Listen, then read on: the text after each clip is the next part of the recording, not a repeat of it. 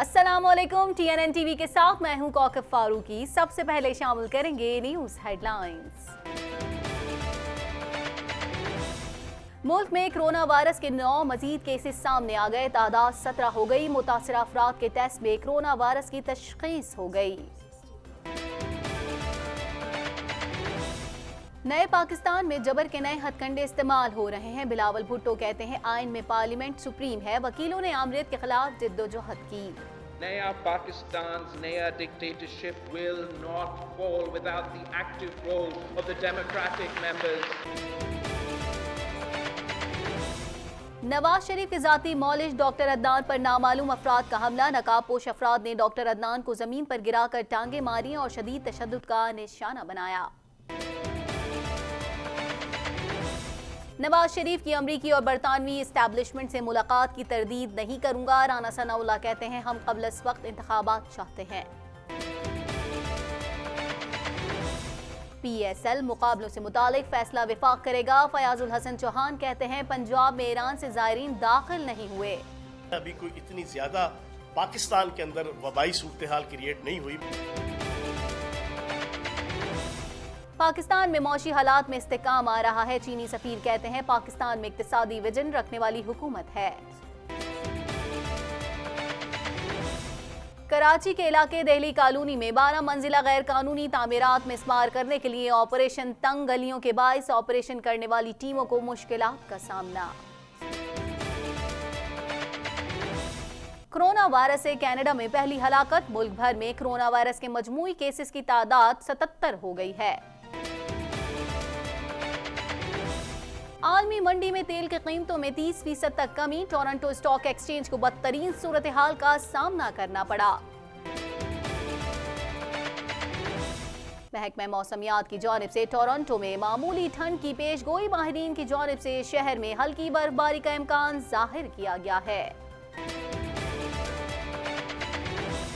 Ontario हुकूमत का Eglinton cross town में ज़ेर तामीर LRT से मुतासिर होने वाले अफराद को फंड्स फराहम करने का फैसला। मंसूबे में ताखीर के सबब वहां मौजूद कारोबार मुतासिर हो रहे हैं।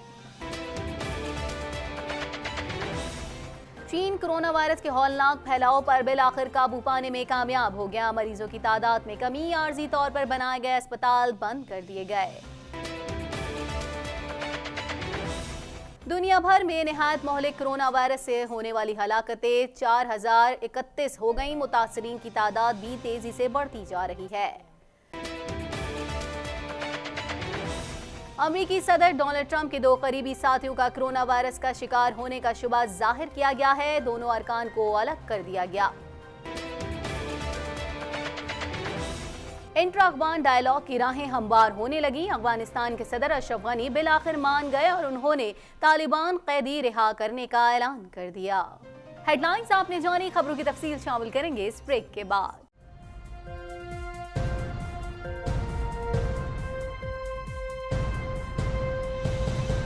बुलेटिन में खुशामदीद। बुलेटिन के आगाज में सबसे पहले खबर शामिल करेंगे कोरोना वायरस के हवाले से। आपको बताएं कराची में कोरोना वायरस की सूरत हाल पेचीदा होने लगी है और महकमा सेहत कोरोना वायरस के केसेस की बढ़ती हुई तादाद पर काबू पाने में नाकाम हो गया। कराची में 24 घंटों के दौरान कोरोना वायरस के 9 केसेस रिपोर्ट हुए हैं।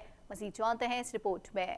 मुल्क में कोरोना वायरस के मजीद 9 केसेस सामने आ गए, जिसके बाद मुतासरीन की मजमूई तादाद 17 हो गई। महकमा सेहत सिंध के मुताबिक कराची में 24 घंटों के दौरान कोरोना वायरस के कुल 9 केसेस रिपोर्ट हुए। कोरोना वायरस के 5 मरीजों ने शाम बरास्ता दोहा से कराची सफर किया। कोरोना वायरस के 3 मरीजों ने लंदन से दुबई के रास्ते कराची का सफर किया था, जबकि जिला शर्की के रिहायशी 53 साल मुतासरा शख्स ने हाल ही में शाम और कतर का सफर किया। मुतासरा अफराद के टेस्ट में कोरोना वायरस की तशखीस हुई। कोरोना वायरस से मुतासरा अफराद से राब्ते में रहने वाले तमाम अफराद को तलाश किया जा रहा है, जबकि जिन अफराद का पता लगाया जा चुका है उन्हें करंटीना वार्ड में रखा गया है। कराची में मजमूई तौर पर अब तक कोरोना वायरस के कुल 13 केसेस रिपोर्ट हो चुके हैं, जिनमें से एक शख्स को सेहतयाब होने के बाद अस्पताल से छुट्टी दे दी गई है और 12 मरीज जेर इलाज है। मजमूई तौर पर मुल्क भर में कोरोना वायरस के 17 केस रिपोर्ट हो चुके हैं। कराची में कोरोना वायरस की सूरत हाल पेचीदा होने लगी है और महकमा सेहत कोरोना वायरस के केसेस की बढ़ती हुई तादाद पर काबू पाने में नाकाम हो गया है। कराची में 24 घंटों के दौरान कोरोना वायरस के 9 केसेस रिपोर्ट हुए हैं। दूसरी तरफ चीन से कोरोना वायरस की तशखीस के लिए 12,000 टेस्टिंग किट्स कराची पहुंच गई हैं। चीन की जानिब से अरसाल करदा इमदादी सामान लेकर खुसूसी कार्गो तैयारा कराची पहुंच गया है। इमदादी सामान में 12,000 कोरोना टेस्टिंग किट्स भी शामिल हैं। उधर कोरोना वायरस के मरीजों में इजाफे के बायस महकमा सेहत ने शहर कायद में पाकिस्तान सुपर लीग PSL के मैचेस और अवामी इज्तिमात पर पाबंदी लगाने और स्कूलों की तातीलात में तोसी की सिफारिश कर दी। कराची में वजीर सेहत और बहबूद आबादी डॉक्टर अजरा फजल पीचोहो की सरबराही में इजलास हुआ, जिसमें आला हुकाम ने शिरकत की और मुतादिद अहम फैसले किए गए। इजलास में फैसला किया गया कि महकमा सेहत सिंध कराची आने वाले तमाम मरीजों की स्क्रीनिंग के लिए कराची एयरपोर्ट पर हेल्थ डेस्क कायम करेगा और स्क्रीनिंग करेगा। वाज़ेह है कि गुज़िश्ता रोज कराची में कोरोना वायरस के मजीद 9 केसेस सामने आए हैं, जिसके बाद मुल्क में मरीजों की मजमूई तादाद 17 हो गई है। ये सारे वो लोग हैं जिन्होंने बैरून मुल्क सफर किया था और वतन वापस आए थे। उनमें से ज्यादातर ने ईरान और शाम का सफर किया था। ताज़ा तरीन टीवी प्रोग्राम्स और ब्रेकिंग न्यूज देखने के लिए अभी सब्सक्राइब कीजिए हमारा चैनल TNNlive.tv। कुछ बात करेंगे नवाज शरीफ के जाती मौलिज डॉक्टर अदनान पर लंदन में नकाबपोश अफराद ने हमला करके जख्मी कर दिया। हमले के नतीजे में डॉक्टर अदनान के सर, चेहरे और गर्दन पर गहरे जख्म आए हैं। मजीद जान लेते हैं इस रिपोर्ट में।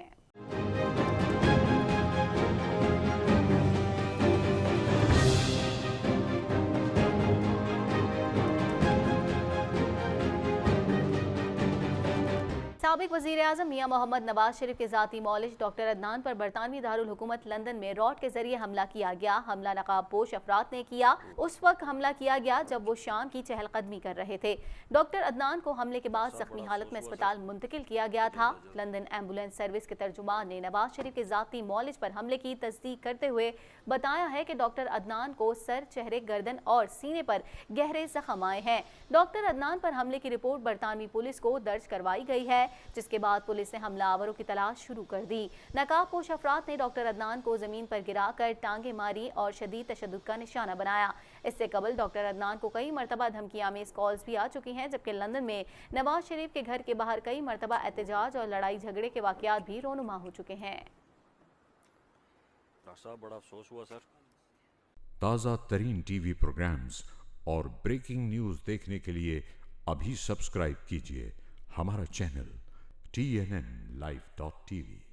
नून लीग के हवाले से खबर शामिल कर लेते हैं। आपको बताएं, मुस्लिम लीग नून पंजाब के सदर राना सनाउल्लाह ने पार्टी के कायद नवाज शरीफ की लंदन में अमरीकी और बरतानवी इस्टेब्लिशमेंट से मुलाकात की तरदीद करने से इनकार कर दिया। मजीद अहवाल इस रिपोर्ट में।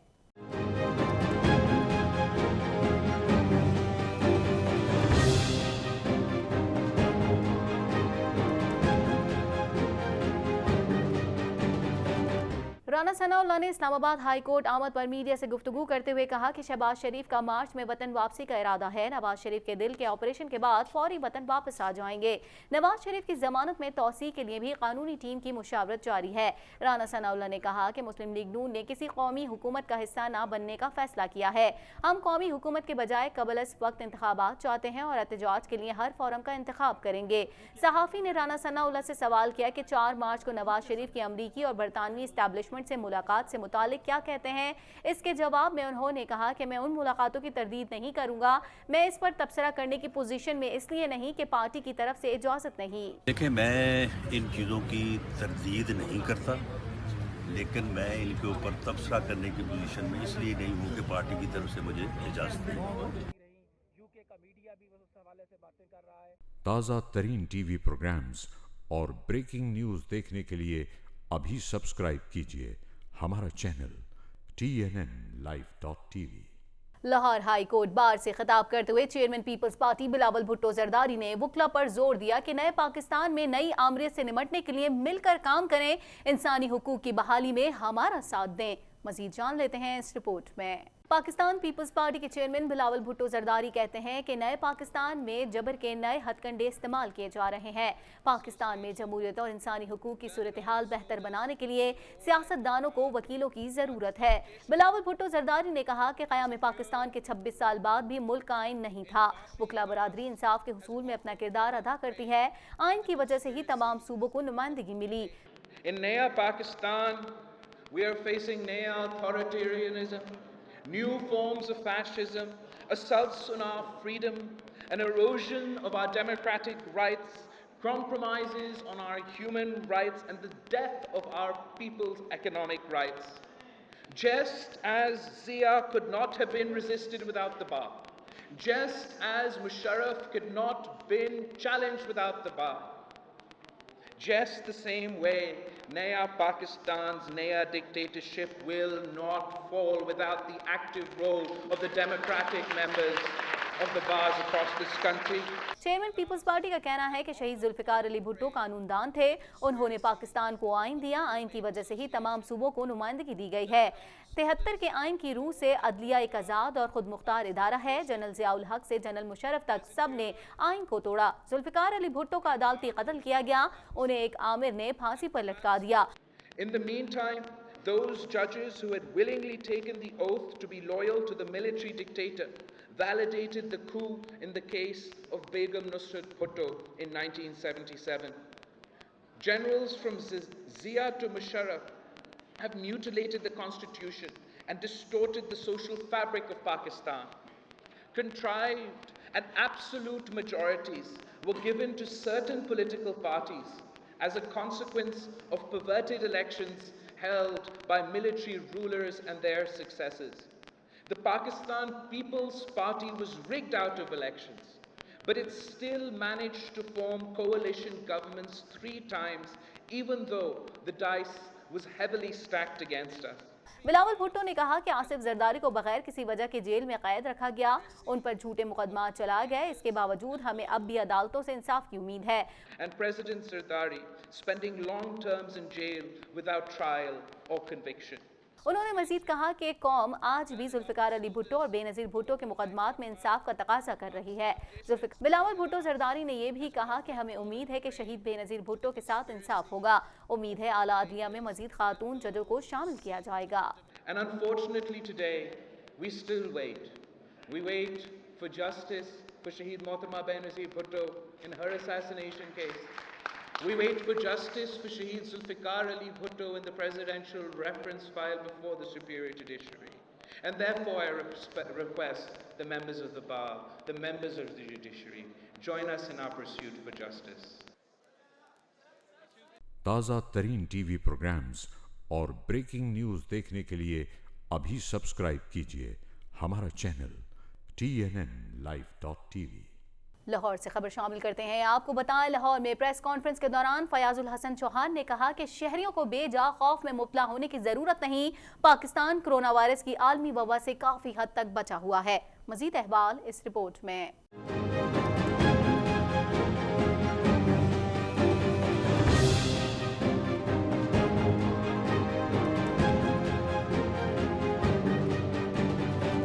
वज़ीर इत्तलात पंजाब फयाजुल हसन चौहान का कहना है कि PSL मुकाबलों से मुतालिक फैसला विफाक करेगा। कोरोना वायरस की रोकथाम के लिए तमाम इदारे मिलकर काम करेंगे। तमाम पाकिस्तानियों को कोरोना वायरस का मिलकर मुकाबला करना है। दहशतगर्दी की तरह कोरोना वायरस को भी शिकस्त देंगे। कि अगर PSL जो है वो उसके बाकी इवेंट्स कंप्लीट करने हैं कि नहीं करने, ये सूबे से मुतल्लिका नहीं है। तो मरकज़ जो फैसला करेगा मुल्क की हालात देख कर, तो अल्लाह पाक का करम है, अभी कोई इतनी ज़्यादा पाकिस्तान के अंदर वबाई सूरत हाल क्रिएट नहीं हुई। मैंने बार बार आपको मैं कहता हूँ अल्लाह पाक की ज़ात को हाजिर नाजिर जान के कि अल्लाह का ही करम है। इसमें हम अपनी तरफ से ये नहीं कर सकते। ठीक है, हम कोशिश कर रहे हैं और अच्छे तरीके से कर रहे हैं। सूबाई वजीर ने कहा कि जनवरी में कोरोना वायरस से मुतालिक आगाही मुहिम शुरू कर दी थी। कोरोना वायरस से मुतालिक अफवाहों के तदारुक के लिए काम कर रहे हैं। वज़ीर आला पंजाब उस्मान बुज़दार साहब की क़यादत में इंफॉर्मेशन डिपार्टमेंट ने पंजाब की और पाकिस्तान की आवाम को आगाही देना शुरू कर दी थी कोरोना वायरस के हवाले से। अब यहाँ पर बुनियादी तौर पे 3 इश्यूज थे। 3 इश्यूज क्या है? एक है बेजा अफवाहों का तदारक। हमारा इंफॉर्मेशन डिपार्टमेंट कोरोना वायरस के हवाले से जो बेजा किस्म की अफवाहें हैं, मुख्तलिफ किस्म की, जैसे वो लहसन के हवाले से आपके सामने रखा, वो कोई प्याज के हवाले से एक शुरू में चली थी, इन चीज़ों के तदारुक के लिए इंफॉर्मेशन डिपार्टमेंट बड़े भरपूर तरीके से सोशल मीडिया, इलेक्ट्रॉनिक मीडिया और मुख्तलिफ टैक्टिक्स के जरिए से जो है वो उसका तदारुक कर रहा है। पंजाब में ईरान से ज़ायरीन दाखिल नहीं हुए। पंजाब में जो ज़ायरीन दाखिल होंगे उनके लिए एहतियातन कैंप लगाया गया है। बलूचिस्तान में इस हवाले से बहुत संगीन सूरत हाल है। PSL के बकिया मैच मुकम्मल करने हैं या नहीं, ये फैसला विफाक करेगा। बलूचिस्तान के अंदर ये बड़ी सीवियर सिचुएशन है इस हवाले से, क्योंकि ईरान के जितने ज़ायरीन हैं वो उधर से ही आते हैं। वहाँ पे तो ये सारा सिस्टम रखा गया है कि वहाँ के ईरान का जो तफ्तान सूबा है, वहाँ से जो बलूचिस्तान दाखिल होते हैं, उधर तो बड़ा केयरफुली और बड़ा एक्टिवली इस इशू को एड्रेस किया जा रहा है। पंजाब के हवाले से मैं ये समझता हूँ कि एहतियातन कैंप लगाया गया है, वहाँ पे इंफॉर्मेशन ले लेंगे। अभी मुझे इसकी एग्जैक्ट नहीं बना, और अगर बन गया है तो किस ताज़ा तरीन टीवी प्रोग्राम्स और ब्रेकिंग न्यूज़ देखने के लिए अभी सब्सक्राइब कीजिए हमारा चैनल TNNlive.tv। सीपैक सनती ताउन के हवाले से सेमिनार से खिताब करते हुए चीनी सफीर याओ जिंग का कहना था कि सीपैक दूसरे मरहले में दाखिल हो गया है। सीपैक के दूसरे मरहले में 4 अहम शोबों में ताउन को फरोग दिया जाएगा। मजीद जानते हैं इस रिपोर्ट में।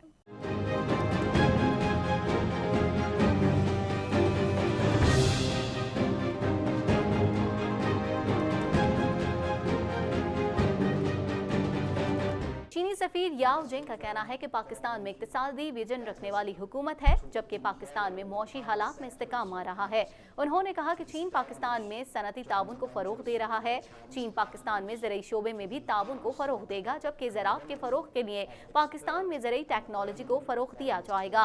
चीनी सफीर ने कहा कि तालीम, सेहत और गुर्बत के खात्मे के लिए पाकिस्तान से ताउन करेंगे।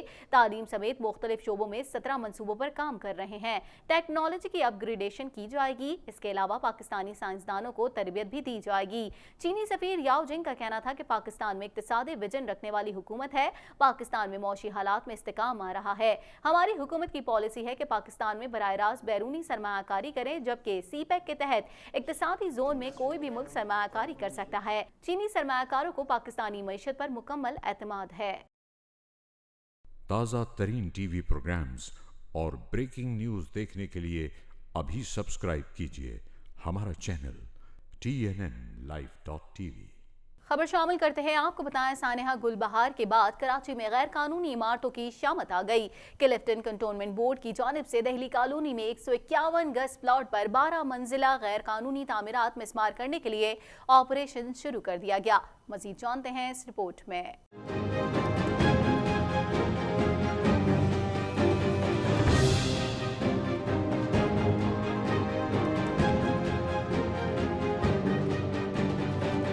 कंटोनमेंट बोर्ड क्लिफ्टन और जिला इंतजामिया की जानिब से दहली कॉलोनी में मुश्तरका ऑपरेशन में 151 गज के प्लॉट्स पर 12 मंजिला इमारत मिस्मार करने का अमल शुरू कर दिया गया है। 12 मंजिला इमारत में 24 फ्लैट्स, 4 दुकानें तामीर की गई। हालिया तामीर इमारत को अफरादी क़ुव्वत की मदद से तोड़ा जा रहा है। तंग गलियों के बाइस ऑपरेशन करने वाली टीमों को मुश्किलात का सामना है। इमारत के दोनों जानिब अकब की गलियों को सील कर दिया गया। हुक्काम के मुताबिक कार्रवाई में हिस्सा लेने के लिए सिंध बिल्डिंग कंट्रोल अथॉरिटी ने कोई ताउन नहीं किया। इमारत को मुकम्मल तोड़ने में 2 रोज लग सकते हैं। दिल्ली कॉलोनी के रिहायशी मोहसिन का कहना था कि आज बगैर नोटिस के चादर और 4 दीवारी का तकद्दुस पामाल करते हुए ऑपरेशन का आगाज कर दिया। खवातीन का एहतराम तक नहीं किया गया। 2 साल से ये इमारत जेर तामीर है। आज ही इदारों को क्यों ख्याल आ रहा है? सिर्फ इस इमारत को ही क्यों गिराया जा रहा है? दिल्ली कॉलोनी के स्टॉप पर 30 मंजिला गैर कानूनी इमारतें हैं, उसे क्यों नहीं तोड़ा जा रहा? ये सरासर ज्यादती है। हम इसकी पुरजोर मजम्मत करते हैं। सर, ये कल मगरिब के टाइम तामीर नहीं हुई है और सुबह 9 बजे तक तामीर नहीं हुई है। ये पिछले 2 साल तक कंटिन्यू ये तामीर हो रही है। एक प्रोसेस होता है इसका बनने का, 2 साल के अंदर एक बिल्डिंग तामीर होती है। तो जब इदारे कहाँ थे? जब इदारे गायब थे, उनको नज़र नहीं आ रहा था, आंखों पे पट्टी बंधी हुई थी कि जी बिल्डिंग रातों रात खड़ी हो गई क्या। और आज बगैर नोटिस के इन्होंने यहाँ आन के, यहाँ पे लेडीसें थी, उनके साथ इन्होंने भगाया उनको, मतलब है लेडीज़ों का भी एहतराम नहीं किया, उनको निकाला और इन्होंने अपना ऑपरेशन जारी कर दिया। एक और शहरी मोहम्मद आयान का कहना था कि ये सरासर गलत हो रहा है। गरीब आदमी अपनी जमा पूंजी लगाकर इमारत खड़ी करता है और दर हकीकत बुलंद इमारतों की तामीरात की इजाज़त CBC ने ही दी है। उन्हें क्यों नहीं पकड़ा जाता? लेकिन कहेंगे तो कुछ नहीं, ये सरासर गलत है, क्योंकि जिस गरीब आदमी की जमा पूंजी लगी हो ना, अपना पैसा लगा हो, अपने रोज़ी रोटी लगी हो, ठीक है ना, आप उसकी चीज़ तोड़ दो उठा के, जबकि लीगलाइज आप ही करते हो। ज़मीन लीज़ है, ठीक है, सबलीज देने वाले आपकी गवर्नमेंट, हर चीज़ आप सबलीज भी देते हो, सब कुछ करते हो। यहाँ 12-12, 10-10 मालों की सबलीजें हुई हुई हैं, ठीक है। सबलीज देता कौन है? गवर्नमेंट, CBC, ठीक है। जब वो CBC देती है तो आप उनको पकड़ो, सबसे पहले उनको रोको। क्यों दे रहे हैं? सारी चीज़ें क्यों कर रहे हैं? जब वो लोग मना कर देंगे, जब लीगलाइज नहीं करेंगे, तब बिल्डिंगें नहीं बनेंगी।